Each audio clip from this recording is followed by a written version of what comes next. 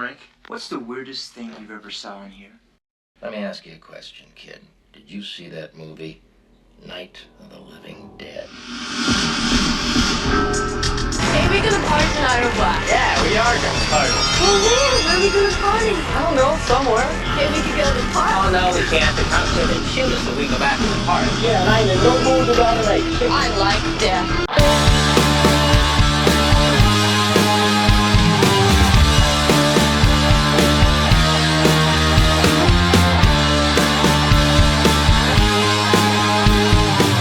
Ghouls, and welcome to Minute 52 of Do You Want to Party, the Movies by Minute podcast of the 1985 groundbreaking horror classic, The Return of the Living Dead. I'm your host, Troy, and I'm being joined this week by a quickly returning contestant. Yeah, Daniel here. All right.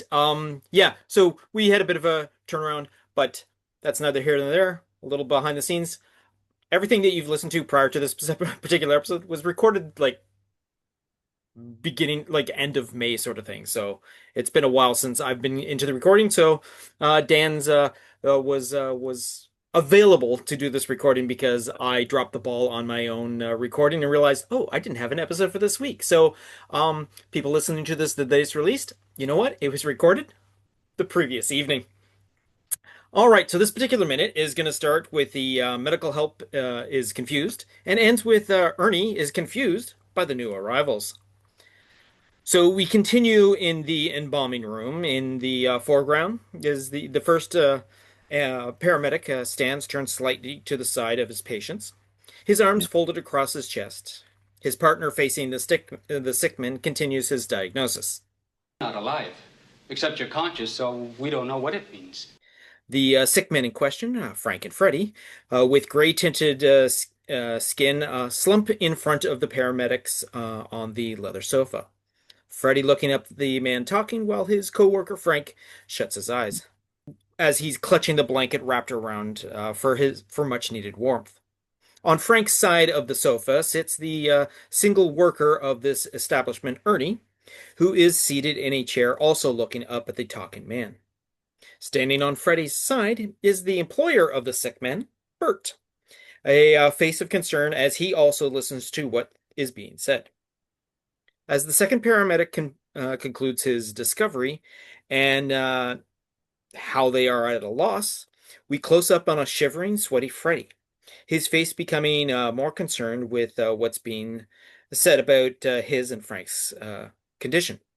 A quick glance at Frank as Ernie drops his face to his hand. Freddy asks for clarification. You saying we're dead? The first paramedic turns and answers right away. Well, let's not jump to conclusions. Freddy reiterates his question, You saying we're dead? prompting the second paramedic to try to calm the situation. Obviously, I didn't mean you were really dead. As he concludes his message about the impossibility of the gentleman being deceased, Dead people don't move around and talk. a distant, loud banging startles everyone. Ernie jumps to his feet.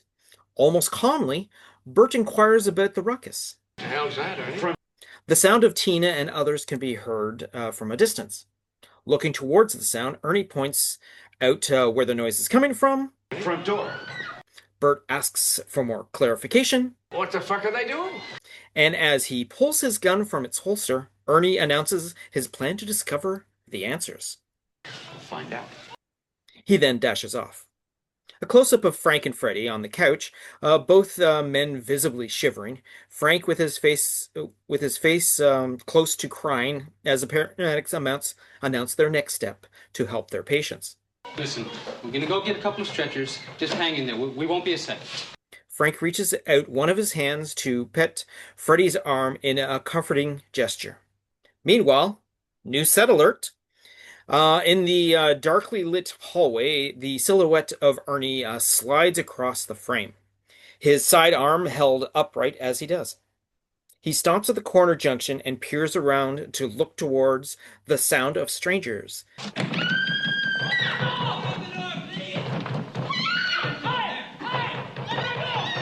Begging to be let into as they continued the loud knocking. Ernie advances towards the front entrance of the funeral parlor cautiously. Two small sconces with fake candles barely lighting the area. The banging and begging continues. We, the audience, can now clearly recognize the voices of Spider and Scuzz, as Tina's cries were unmistakable from the start. Once in the front area of the entrance, Ernie points his firearm, held steady with two hands, at the entrance.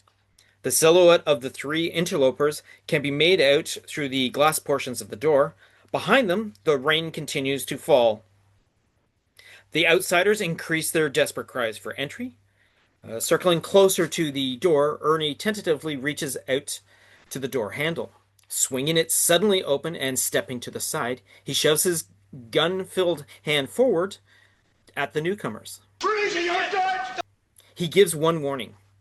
Tina yelps, and as if in an automated response, Spider pushes Tina behind him and extends his own open hand towards the armed stranger. Ernie questions their sanity and drug use. Are you crazy? Are you on PCP? Spider convinces the low-stakes uses and begs for entry once again. Nobody's on any drugs, man. Just let us in. Using the gun to signal, Ernie allows them to come inside and asks for the humor to be absent. All right, come in, come in. No funny moves. As the three punks enter, Ernie passes around them and reaches to finally turn on the lights, while Spider needfully begins to close the wide door. Ernie steps to the side slightly as Spider completes the closing of the door, while informing the gun-wielding man to do the same to all the openings in the building. Man, look, you gotta lock all your doors and your windows and call the cops out there. Once Spider locks the door, Ernie questions, who are we going to do this for? Tina cries out for him to listen. What? Who's out there? Don't you hear that? When he questions her, Scuzz steps up. What? Shut up and listen, man! For a moment, Ernie listens, hearing the moans and groans from outside. He looks around at all three characters and inquires about the sounds, What is it? It's dead people screaming. but gets cut off by Spider laying down facts. Ernie questions his latest information, What do you think, people? and just as Tina starts to back up Spider's claim, we end the minute. Yep. Yeah. So we're basically we're getting the gang to come back together and all that sort of thing. We're getting to the point where the once separated into three are coming into at least one big group and all that sort of thing. But yeah, so it's I mean, not much goes on, but there is a lot of character interaction, and I love how forceful Don Calfa is. I mean, he seems nervous as hell, but slightly powerful because he's got this gun in his hand.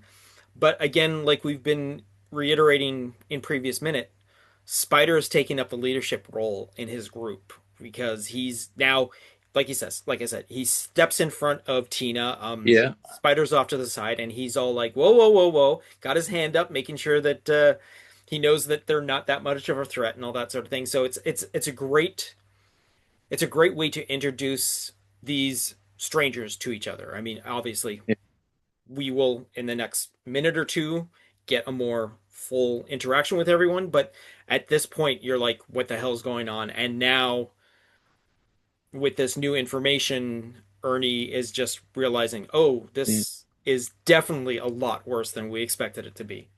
Yeah. This is when we find out at the time, I believe, on the wall is like 5 minutes to midnight. Clearly a break room. They have the skull on the table for who knows why. It's quite the set. It is definitely quite the set, yeah. All right, so over on the commentary track with director and writer Dan O'Bannon and the production designer William Stout, Dan O'Bannon continues on from the previous minute, talking about how the use of the high angle camera shots and how he should stay away from the telephoto lenses, of which he doesn't have the ability to use properly. As the shot changes to the next shot, Dan O'Bannon points out that this is the point where he transgresses. But and once into the sequence, he realizes his mistake of the scene and points out, well, not quite yet. So obviously he was thinking about talking about something clever and then realizes, oh, wait, it's not this scene, it's a later scene, and then just like drops the issue because that's Dan O'Bannon not remembering his own movie and all that. Well, time had gone past. True. No, this is again the commentary track is recorded quite a few years after the movie. Practically 15, I think, years has passed between the two. I don't know what that would put it. Yeah, the early 2000s, I think, is when this was done. I'd have to double check my notes on that, and I'll drop the answer right here in the edit. So, future editor Troy, what's the information we seek? Well, past host Troy, the Dan O'Bannon William Stout commentary first was recorded for the 2002 DVD release of this movie. So there you go. Back to you, past Troy. Thank you, future Troy. So, So he then points out the realism of the front of the mausoleum. Now, mind you, this is me now talking, that I'm pretty sure that he was meant to say something else, because this clearly isn't a mausoleum. This is a funeral home. This is yes, a mausoleum. A mausoleum is a big stone container that you bury people in. But he says the word mausoleum, so obviously I'm pretty sure that he meant to say like mortuary, but he said mausoleum, right? So we'll just go with it for now because it's Dan O'Bannon just talking and all that sort of thing. Basically he talks about the front of the, again, mausoleum. William Stout backs up his claim with the research that they did beforehand, because that's what they had done. They had went to several different places to get designs on how to look, what an embalming room looks like, what the crematoriums look like, and whatnot, and what the rest of the funeral parlors look like, and all that sort of thing. Well, no one had actually allowed them to film in it. That's where they came with the conclusion to build their own, and that's what this is. Again, everything you see of the interior of any building is a built set. So, which is kind of cool, and that's why in the first section of this I was talking about, oh, new set alert. All right, so Dan O'Bannon adds that it's a pretty good representation of what a mausoleum looks like. Again, still using the wrong words, but we'll just go with that. And this is basically where the commentary track ends for this particular minute. So, according to the script, which again is a script written and by Dan O'Bannon. We're dealing with the 1983 October rendition of it. I'm just going to give the description of basically where the minute opens, because we're in the middle of a minute, so we're technically in the middle of a scene. So we'll just start off with the interior, mortuary, embalming room, night, rain. So paramedic number 1. Well, technically you're not alive, except you're conscious, so we don't know what it means. Except we obviously have to get you to the hospital. There's a long silence. Frank, are you saying we're dead? Paramedic number 2, clearing his throat nervously. Well, let's not get carried away here. We don't know what it means. Paramedic number 1. Obviously, I didn't mean that you were dead. Dead people don't move around and talk. Suddenly, there's a tremendous loud hammering on the front door of the mortuary. Well, at least the script says mortuary. It does. Everybody jumps. Bert, what the hell is that? Ernie, surprise. Somebody's at the door. Bert, what the fuck are they doing? Ernie, I'll go find out. Ernie draws his Luger and heads out of the room. Paramedic number 1. We're going to get a couple of stretchers and radio in the hospital. Hang in there. We won't be a second. The 2 medics trot to the door and throw it open. The rain blows in, and they trot out. Camera move. Back door. Yes, the back door. Yes, because that's where they are. Yeah, the embalming room is the back of the building. Yes, the camera moves in on Frank and Freddy's face, staring at each other in horror. Cut to interior, mortuary, hallways, night, rain. Ernie hurries through the hallways of the funeral home, quiet and empty of human life. He heads to the front entrance, and as he goes, the pounding on the front door is continual and hysterical. Interior, entrance foyer, night, rain. The entrance of the foyer is dark as Ernie steps into it, his gun raised. With great caution, in the darkness, he approaches the front door. Silhouetted figures can be seen through the glass in the door, banging and screaming. Ernie crouches down near a chair. He props the gun on the chair back, aiming it at the figures in the other side of the glass. Then, with his free hand, he reaches over and turns the outside porch light. It comes on, illuminating Tina, Meat, and Scuzz. Again, for the uninitiated, in this version of the script, there's two names that have changed. One is Meat, who obviously is Spider later on, and the other one, well, she's not mentioned in this particular minute or this particular sequence, is Dee Dee, which turns out to be Trash. So back to that. They look terrified with their weird appearance, drenched in rain, jumping up and down and banging and screaming. Cautiously, Ernie emerges from behind the chair and creeps towards the front door. He's still invisible to them, as there is no light inside the entry. Suddenly, he leaps forward, yanks the door open, shoves the gun out, and shouts, "Ernie, freeze or you're dead!" The punks leap back. Meat, "Don't shoot, don't shoot! You gotta let us in. They're after us." Ernie, "Are you crazy? Are you on drugs?" Tina, "Oh no! Oh God, mister! Let us in that door!" Ernie, "All right, come in, but don't make any funny moves." He waves them with the gun, keeping it trained on them. As soon as they are inside, Meat slams the door shut. Meat, "You gotta lock all the doors, all the windows, and call the cops. They're out there." Ernie, electrified, "What? Who? Who's out there?" Tina, grabbing Ernie by the arm. "Do you hear that?" Ernie, "Hear what?" Scuzz, "Shut up and listen, man." They get quiet. The rain is loud, but behind it, it can be heard a chilling screeching. Ernie, chilled, "What is that?" Meat, "It's monsters screaming." Ernie, "What? What monsters? What do you say?"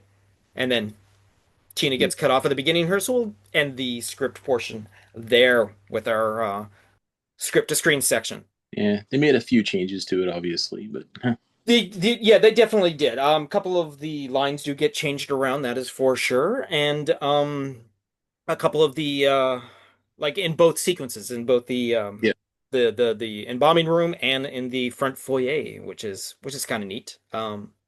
But as we find out in this next sequence, where we do the comparison between the work print and the final version of the movie. Now, of course, we are dealing with minute 51 to 52 of the final movie. The work print is basically when they shoot their complete movie and bring all of the scenes together, they use it as a work print, which they then edit down to what we have as our final version. So like I mentioned, this is minute 51 to 52. When we do with the work print, the sequence that we deal with in the final is actually 1 hour and 1 minute and 16 seconds, which goes to 1 hour, 2 minutes and 48 seconds. So it's kind of neat to see a little bit of extra stuff. Now, the most of it is it's in the sequence where we are dealing with the paramedics.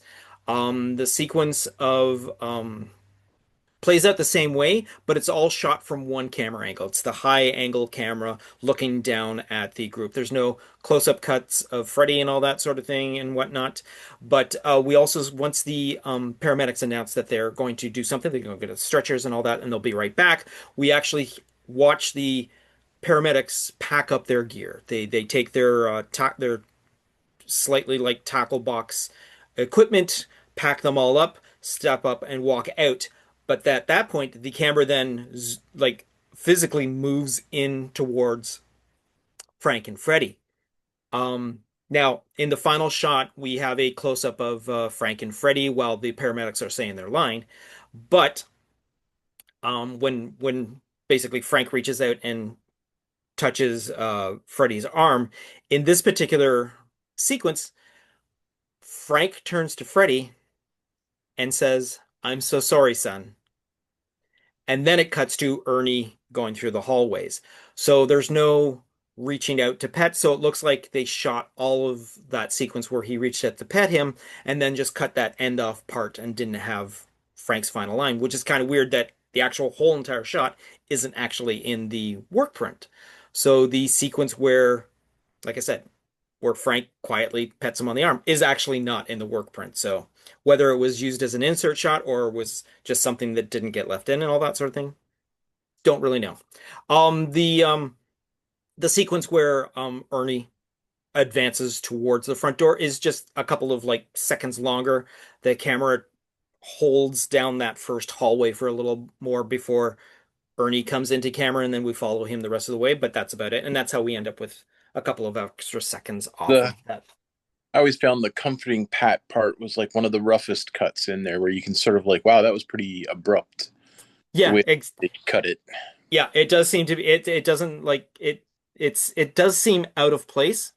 And it looks like I said, it doesn't that sequence of that, like I understand the him apologizing to Freddy because technically, hey, Frank's owning up to, hey, this is technically my fault. I mean, I was just like joking around and it backfired and now we're in this situation, all that sort of thing. So he's directly apologizing to Yeah. Freddy for this. But unfortunately that doesn't I think that that does not appear like that not appearing in the final version, I think kind of hurts the connection that these two characters have grown in the few hours that they've actually been working together. Um and yeah, so it's kind of sad to see that that isn't there. And then like you said, the edit of the consoling petting on the arm just does seem a little clunky as it then cuts to this Yeah. such It a dark shot. Yeah, has an abrupt cut that it you does. feel It like does. they cut it. Yeah, yeah. All right, so that's gonna bring us up to the end of this particular episode. We got a nice little short one to put out there and all that sort of thing. Um, Normally we when we have Dan on and all that sort of thing, we do some sort of zombie movie thing, but I'm not really sure if Dan has got anything in the hopper right now to talk about. Uh, there hasn't really been anything. I went through an anime whose title I won't remember at all, Okay. but he's basically the undead knight come back to the unwanted undead knight or something like that, and Okay. he's trying to adventure to like figure out how to become alive again. Ah, one of those ventures. I see. So it's not zombie, but it's he has quite the power. Okay. Okay, that's cool. That's cool. Yeah. So just to also date this as in the time in history when this is recording and coming out. Like I said, it's coming out the exact same week that it is the exact like the next within a couple of hours of the recording we are going to be putting this out there. But it is the upcoming weekend is the 20th of June. And the one of the movies coming out this particular weekend is 28 years Years. later. And while again, I keep saying it is not a zombie film, it is a rage virus story and all that sort of thing. But I guess this is the closest that you're going to get to zombies for this summer and all that sort of thing. And everyone always says zombie movie and all that sort of It's thing. But very anyways, zombie-esque for sure. I yeah, mean, yeah. So would going to see 28 Days Later in the theater be a thing for you? Because technically, like you said, you only watch zombies. You don't watch any other yeah, I scary would watch movies. 28 years later. Yeah, Yeah, exactly, because I exactly. have seen the first one. Yeah, yeah. I mean, the first two were fantastic. I mean, the first one was spectacular. That one, like, Yeah, out of the blue sort of thing and all that. So, yeah. All right. So maybe the next time we come around, we might have something to talk about with 28 years later because I'm definitely going to go see yeah, that. maybe so. Yeah, That should be quite the movie. Actually, it should be pretty cool. I exactly. really spoiled myself too much with trailers and everything, so it'll be pretty clean for me, I think. Oh, that's good. That's good then. That's all right. So that being said, I think we're going to wrap up this particular episode. Like I said, it's a pretty short one. Not a lot happening. We're about to, once our characters are now melding together in the next minute or two, it's going to skyrocket and all that It's sort going of to thing. start bursting soon. Yeah, Exactly, exactly.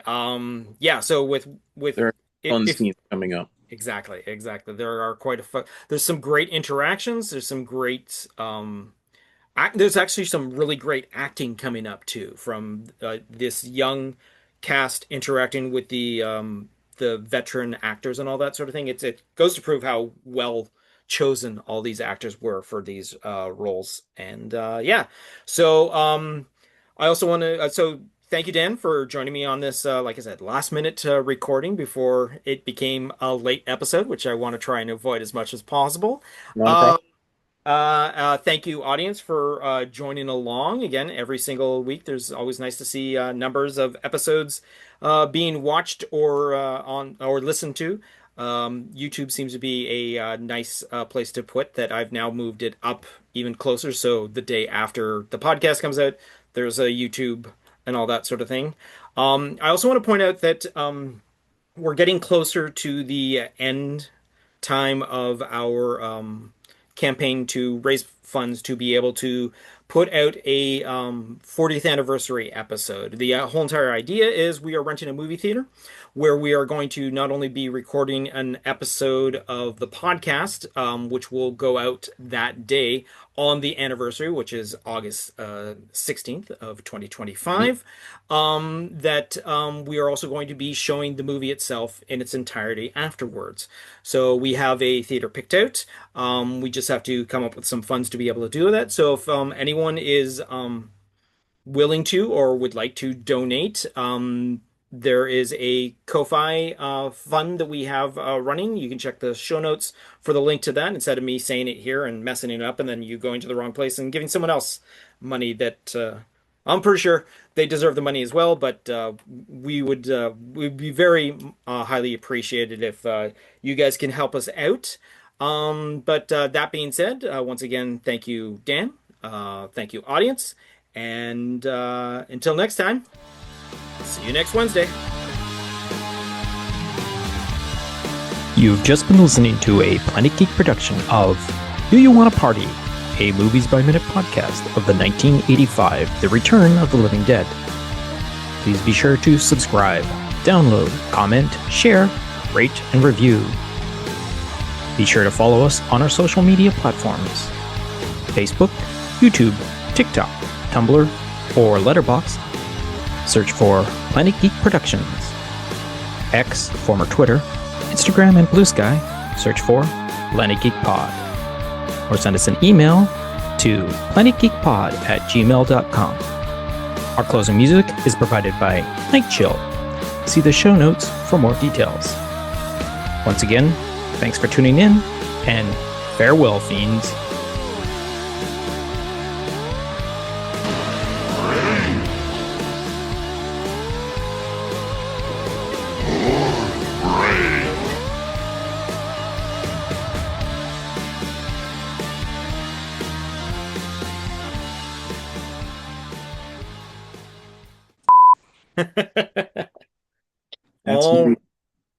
All right, so you ready to go? We can just get right into this and get it over and done with?